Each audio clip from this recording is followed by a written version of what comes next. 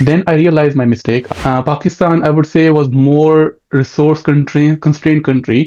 But when I see UK and the US, the systems are more kind of similar in terms of practice of medicine. Medicine is an ever evolving field, and I would ask him what his thought process is behind that. Maybe program, but I will be thinking about serving the community over there. In the UK, we have a National Health Service or NHS, but when I see in the US, it's mostly insurance based. So, Dr. Nasir, I really liked your profile. Great. Now, tell me, how can I help you today?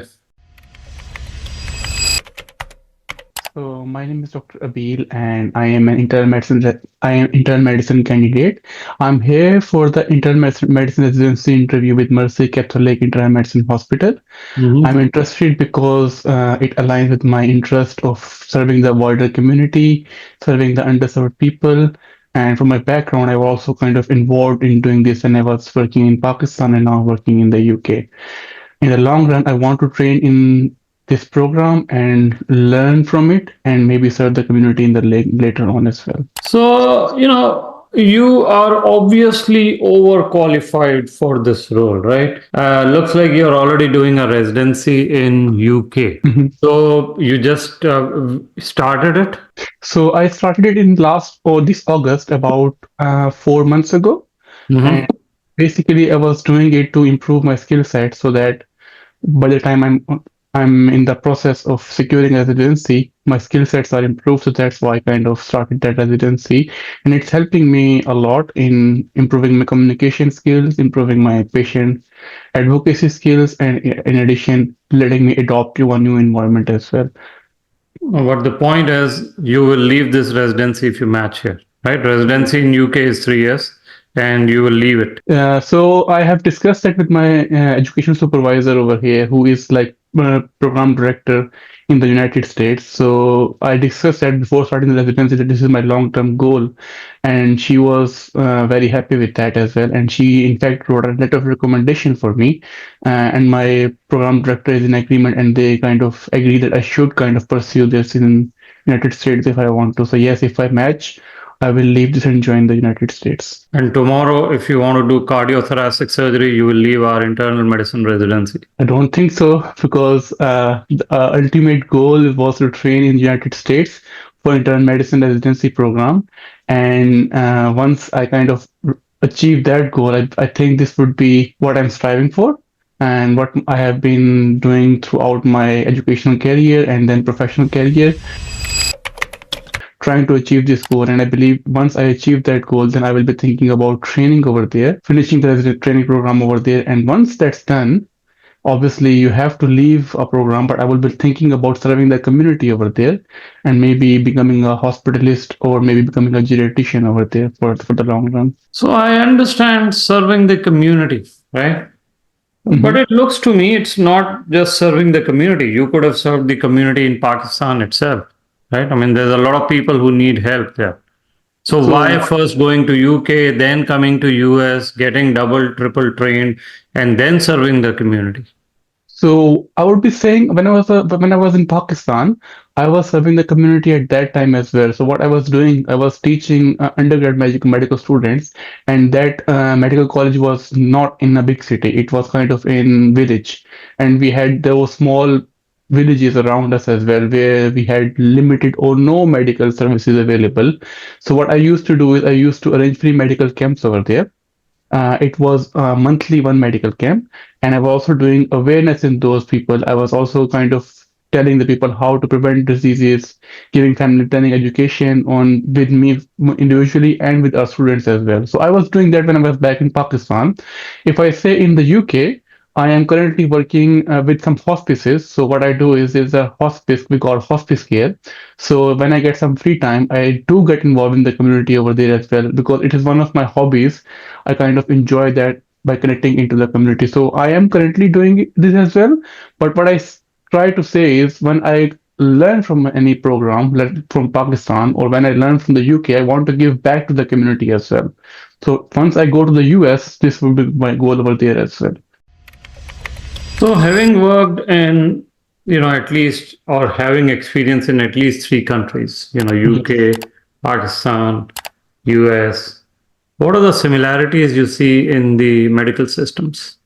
So if I say about Pakistan and US, there is a stark difference between these two countries. Pakistan, I would say, was more constrained country, and we don't have a battery of tests to do over there. So we have to kind of think a lot about doing an investigation, and even then we might not able to do the investigation because the patients are not able to afford it, and in because of that you are not able to follow the guidelines as you would do in, let's say, United Kingdom or US. But when I see UK and the US, the systems are more kind of similar in terms of practice of medicine. But if I see about how it is being financed, in the UK, we have a National Health Service or NHS that kind of funds all the healthcare. So we don't have any insurance over here, or not broad spectrum insurance over here. But when I see in the US, it's mostly insurance based. So they are kind of doing it in that perspective. So it's more by the insurance in the US. And if I see in the UK, it's more by the National Health Service or NHS. So, you are way overqualified to be a resident, right?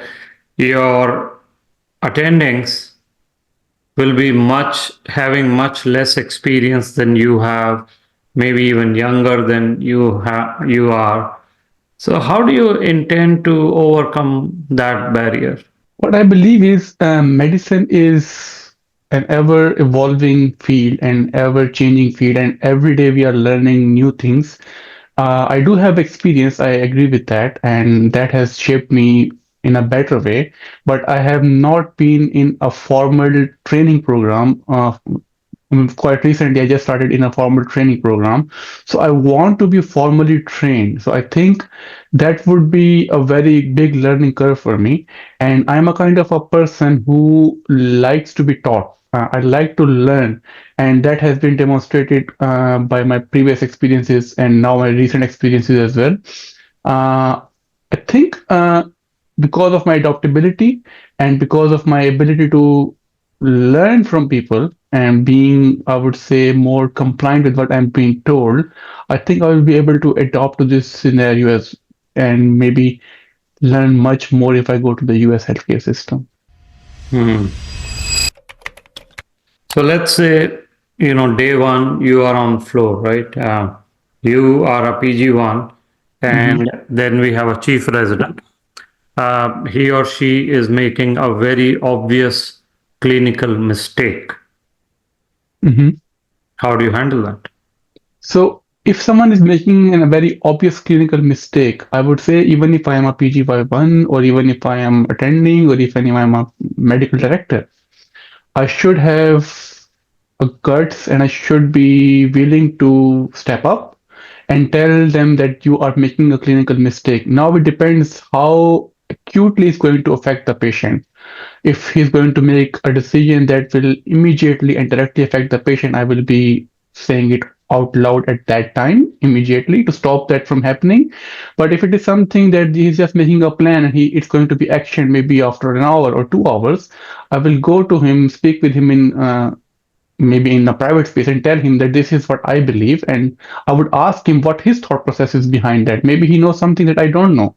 Maybe he has some more experience from me, or maybe he has some background history of the patient that I don't know. So maybe he is making the right decision. I don't have enough knowledge to know about that. So I will discuss that with him in privacy if I have enough time. But if not, I will immediately directly say in front of everyone to just kind of stop and make the patient safety my top priority. So, you obviously have a lot of experience and you have done a lot of leadership roles. Tell me a time when you failed as a leader. Let me think. So if I go back, I worked as a volunteer as in the Washington Medical College, University of Gujarat, as a residential, or I would say just a deputy warden.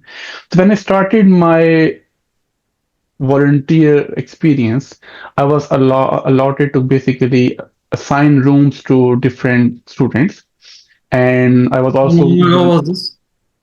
sorry, How long ago was this? I would say approximately 5 to 6 years ago. Okay. So what? So I was also kind of assigned to make up a team. So at that time, I was kind of not much experienced, and I did not know how to tackle this situation or how to be a good team leader, because I before that I was just a team member, not a team leader. So I was learning a lot from that at that time. So unfortunately, I chose inexperienced members, and I chose the members who were not very efficient in working, and they were not very hardworking as I would have liked them to be. So things got messy after that. Then I realized my mistake. I went to my mentors, told them that this is what happened, and then they kind of gave me insight about what I made mistakes. So they polished me, they shaped me, and then I went back, learned from my mistake, and the next year we chose the team again. And at that in that year, I had a very well-rounded team, and we did not make those mistakes that we made in the last year, and we were able to very smoothly streamline all of these aspects of our hostel life. So, residency also involves, given your experience, it'll involve a lot of knowledge transfer from you to others, mentorship. Give me an example where you've actually mentored your juniors. So I would say I take pride in it, that I was teaching undergraduate medical students for about 6 years when I was in Pakistan, and it was a formal teaching experience. And what I was doing is I was teaching the subject of physiology to them. So that was kind of what they were supposed to learn from me or from our department. But apart from teaching them physiology, I also used to basically do coaching classes where I used to do career counseling for the students. I used to tell them what to do once they are done with medical school, or what to think about for their future career goals. And I'm very happy to say that few of my students uh, pursued USMLE pathway, few of them pursued CLAP pathway. So, and they're very excellent and successful clinicians in their respective fields. So, because of all of these things, I think I have been actively involved in mentoring and teaching not only medical students but also currently our junior doctors and nursing staff as well while I'm working in the NHS, because this is part of my day-to-day job that I work and I teach junior doctors and nurses as well. So, when it comes to working with the juniors or people who have less experience, uh, have you ever learned anything from them? I think the major chunk of knowledge that I have is, I would say, I learned from the juniors. What I and I would say, if I want to teach them something, I myself have to learn it before I teach them anything. So that kind of gives me a lot of knowledge, because if someone gives me, oh, Dr. Nasir, I want to learn, for example, pulmonary embolism from you, how to manage the patient. So I have to learn for it. I have to teach them. So I think, and because of that, I have to go through new research, improve my knowledge. So I think I'm learning a lot, major chunk of my knowledge, clinical knowledge from them. And not only that, not only just clinical knowledge, I'm also learning interpersonal skills. Quite recently, I saw one of my juniors. So we had a patient who was not able to kind of walk, and he was wheelchair bound for a very long time, and he was kind of depressed as well. So one of our medical students was taking a history from him, and we were kind of not able to think what to do and what to help with his depression, because obviously he was not able to walk and he was depressed because he's not able to walk. His life is completely gone. And the medical student asks you, what do you do at your home? And he says nothing. And then she asked him, do you have any grandchildren? And he said, yes, I have three grandchildren. And he said, oh, you must be very busy at home. And that immediately sparked hope in his eyes. And I kind of learned that he or this medical student is far beyond in interpersonal skills, and he basically showed me untapped potential that we can see in our medical students. So, Dr. Nasir, what happens if you don't match this year?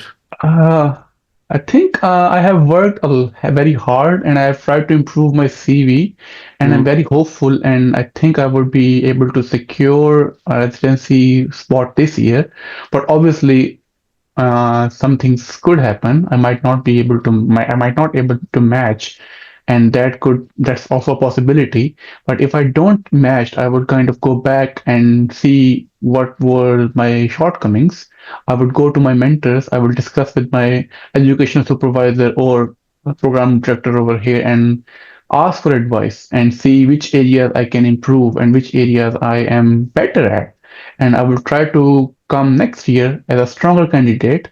And hopefully, if I don't match this year, then I will be able to match the next year. But I'm very confident that I have a well-rounded CV this year.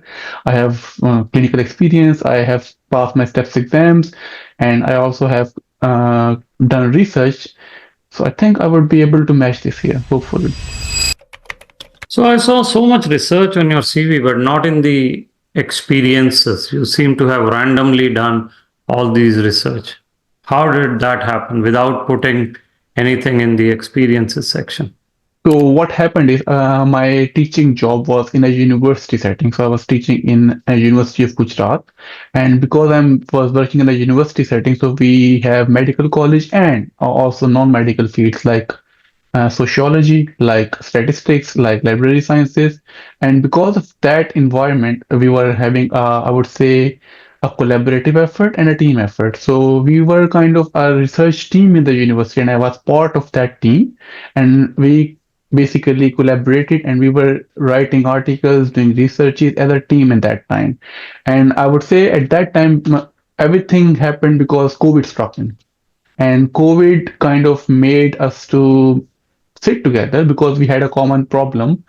The common problem was students sitting at home and not being able to taught and all education getting stopped. For us, this was the main issue at that time at university. So they came to us, and by us, I mean medical college, and they wanted what should we do to basically help restart education. So I devised a mechanism to gather data that if our students know about preventive measures because of the it's from resource constrained environment, it was the only thing that we can do. So we gathered data and we came to know that our students are not aware of preventive measures. And then we did awareness seminars about that, online seminars. And because of that, we were able to kind of start in person teaching afterwards. And that kind of started a collaborative thing in the university. And afterwards, I was able to produce 3 or 4 research articles after that.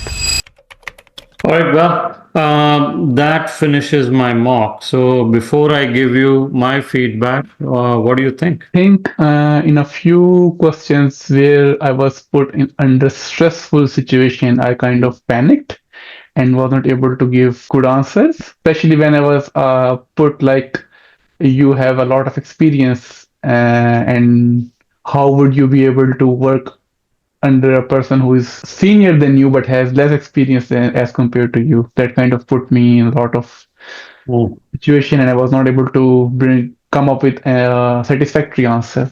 mm, mm. All right. So let me give you my feedback. Okay. There will be two. Which program is this? Where you're It's in? Mercy Catholic. Mercy Catholic, Pennsylvania. Yes. Okay. Um, so I know that program well, right? They do like experienced people like you. I think you'll be fine. You must have seen experiences questions from that program. Did you see that? Okay. Yes. So mostly the interviews should be straightforward. It should be based on our classes and questions. So you watched all the classes, right? Yes. My 12 classes, Dr. Tan's behavioral questions class, Dr. Sangam's medical question. Although medically, I don't think medical questions class, there's not much to add. What you have, you're way overqualified, as I said. All that is fine. See, the big thing they will look for in a overqualified applicant like you. There is nothing wrong with your medical knowledge, information, clinically, etc. They look for two things. Like we all know, the more experience we get, the more inflexible we are. We are not adaptable. जिस जो चीज चलती हमारा एक perspective बन जाता है. We are doing the things in our way, right? We are set in our way. So they will look for examples and experiences where you have shown this adaptability and flexibility to learn from your juniors, from people who have less experience, right? That is where I asked a lot of my questions. So one thing which I found missing is a lot of, you have so much experience, you should be able to give a lot more examples rather than me prodding and asking, right? So more examples. The second is, I had to ask you, the second thing which they look for is, okay, ability to learn from people who have less experience, but then ability to mentor, as you get in PG2 and all, which I think you handled correctly. You talked about your teaching experience and, how you mentor students in your career, in their career planning. And also, I think that was handled correctly. But a big, big red flag in your interview, can you find what was a big red flag? Which question you actually, if I'm the program director, I will then and there decide I will not take you. No, I couldn't. So I will tell you, right? Right from the beginning, you kept telling me community service and helping the needy, and all of that discussion happened, right? And you were all about helping the community. I will serve the community. I will do this. I have been doing it in Pakistan, in UK, and all of that. So the second last question I asked, what happens if you don't match, right? So it was okay to say, I'm well prepared, I'm confident I'll match, but match is uncertain and anything can happen. And, if it happens, I'll go back to my mentors, I'll see where the loopholes are. All that was fine. But if you are so fascinated and committed and passionate about serving the community, I wanted you to tell me then and there, match is a milestone.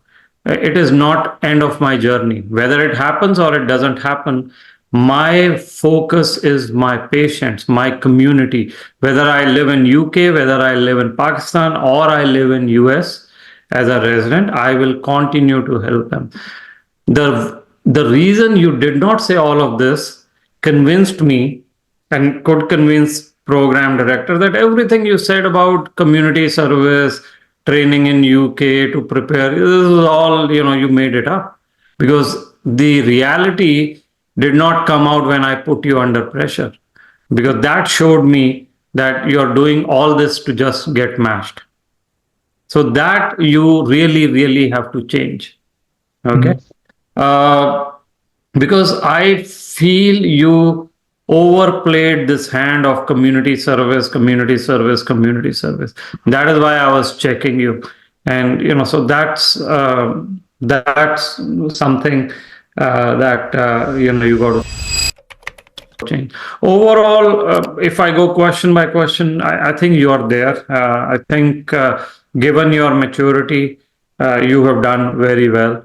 But like I said, more and more examples, right, from your clinical experiences will convince the program that you can hit the ground running. But I will give you other specific things.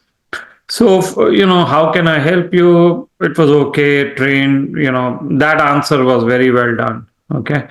But then I said, will you leave the residency? I think you handled it well, that you've already discussed with the program director and you have an LOR. So that is a good thing, because a lot of people don't have an LOR from the PD.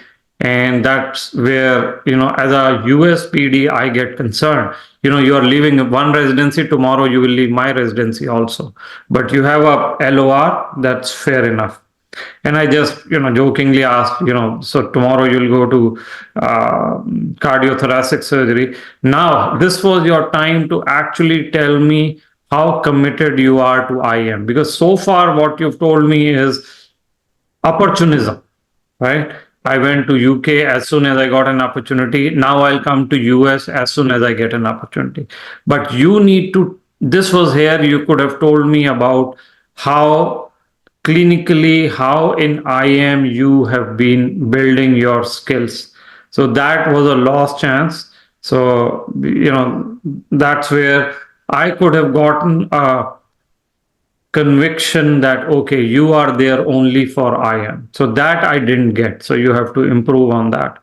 Um, then, therefore, then I asked, okay, in Pakistan, what have you been doing, serving community, and teaching undergraduate students, small village, free of charge, all of that. But the last question just ruined everything, right? So this question in isolation was a good answer. Uh, then I said similarities. Okay, you didn't give me any similarities between Pakistan and US or UK.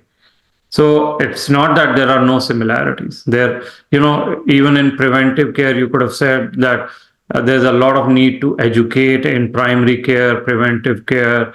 In Pakistan, we do it by holding camps. Here, we do it howsoever you do it. So similarity, the other similarity could have been, every system is trying to cut cost. How do they give value-based care, right? This is, we may call it different names and different systems, but it's basically how do you reduce cost. So those could have been very, very obvious similarities, but I think you either didn't hear or maybe you gave me the wrong answer. US and UK I knew was simple to find similarities, which you did. Okay. But then you went into differences, insurance and all, but it was okay. The first part was, um, you can change. Attending are younger, where do you learn? On, my question was, give me example of learning from younger people. So adaptability and flexibility. This was also a time where you could have given me clinically something you have learned, right? Which I think came later on also, but this was something you could have done. Uh, the and therefore I had to ask you again. Chief resident is making a mistake. Okay. Now this is also a time for me to test. Can you talk about the buzzwords and can you relate to these buzzwords if I put you under pressure? So you started by saying I have to have guts, I have to step up. Uh, just you gave me an answer which a recent graduate would give. What you had to do in this question was simply say, I believe in evidence based medicine, right? So if I feel the chief resident is making a mistake, I'll first see the evidence around whatever that mistake is, what has been published around the case, etc., etc. I'll go to him or her and say, Doctor So and so, I was looking at the literature and there is this thing, but I see you are doing it differently. Have I missed something, right? So then at that point, the chief resident would say, no, you missed, there's another paper or whatever, the evidence also says this. And that would have been the end of it. I would not ask you another question because this is how it works. It's not about guts. It's not about stepping up because there is a hierarchy. Guts means what? What will you do? You are a PG1. What will you do to a chief resident? Right? If you go to an attending and say chief resident is making a mistake, they'll say the same thing. Okay, what evidence do you have? What have you done? So that was, given your experience, that should have come out. That I will, and again, this was a chance for you to give me some example. I remember one of those times when my senior was making a mistake. I did this, and this. Every question is a chance for you to relate to your experiences, right? It is not just me asking a question, it is you engaging me in a conversation, you telling me that you have seen such cases before, whether it is a mistake, whether it is learning from juniors, whether it is a failure. My next question was not a success, it was, you are so experienced. right? Every experienced person always learns from failure, right? And that's what I asked. Tell me a failure as a leader. So you may have that answer, but you skimmed over the surface. Uh, the only thing I heard was I didn't have much experience, so my team was not hardworking. So I saw you're blaming the team. Then you said I went to my mentors or someone. They polished me, or I somehow, but I still didn't understand what was your role in the team. So you follow all these sports, right? I'm sure cricket and all that, right? What does a leader do? Leader delegates work. Leader resolves conflict. Leader leads from the front, right? In any endeavor. So you should have told me how, when you delegated it, maybe it was a mistake, maybe you didn't, how you could not resolve the conflict, but then what did you learn, right? But you did not give me the specifics. You said I came back stronger, and I kind of learned, but no specifics. Okay, so again, lack of specifics is something that you have to overcome. Mentorship, I think that was very well done. I had to ask you, but then you came up with this teaching the junior subjects and coaching and all. So that answer was very well done, but I had to prod you, right? Uh, then I said, okay, tell me something you have learned from a junior. Now, this was again me trying to see, are you open to learning? It could have been just the EMR system. When I came from Pakistan, I had no idea of technology, how technology works in healthcare. So my junior nurses, staff, etc., they showed me, this EMR or whatever the systems you use in UK, and that was good. But you gave me an excellent example, which was the student and the wheelchair bound patient, and so I like that example. I'm just giving you something more to think about. Okay, but that example was very well done. Then I said, okay, what if you don't match? And this is where you made your major mistake, right? There was nothing about community service that you will continue. There was nothing about, match is just a milestone. It'll happen, or so you got to work on that. Uh, Research, then you said, so I think you mentioned something about research. I said, okay, but research is not mentioned in your experiences. But I think you did a very good job on that answer. So I was satisfied. So overall, I think you have to bring in more examples. You have to show that you are adaptable and flexible, even if you are way over experienced, but you can learn. And two, to my program, as soon as you get into PG2, you will be a good mentor. You will teach, you will, mentor the students, you will probably help them in research. So these are the kind of things they will assess on you. They will not assess clinical skills. They know you have, right? So other answers you did very well. I had no issues with that. Now tell me, what can I answer for you? What questions do you have? I have attempted step to CS and I was not able to finish. So yeah, but you couldn't, maybe because of COVID, you did not take step to CS again in spite of a failure. I think you don't need to bring it up. It's OET is done, but it is there on your transcript and you have done enough. Your scores are great, right? You have taken all three steps. You are in a residency position. So yes, if they ask you, you can say uh, whatever was the issue. Maybe time management was an issue, and I'm sure it was long ago, right? 2020 or 2019, and you can say that yes, time management was an issue or typing issue. Those kind of things. Those things, note taking was an issue. However, I could not take it again. I've now, of course, cleared OET and I'm certified.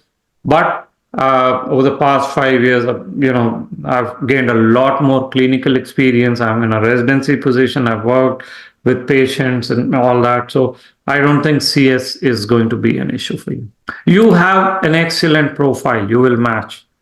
You just need to bring out more of your experiences, and like I said, show them that you're coachable, that you already come across as humble, so I don't have that issue, but show them that you are coachable, you can learn from people of less experience, and that you will contribute to the program.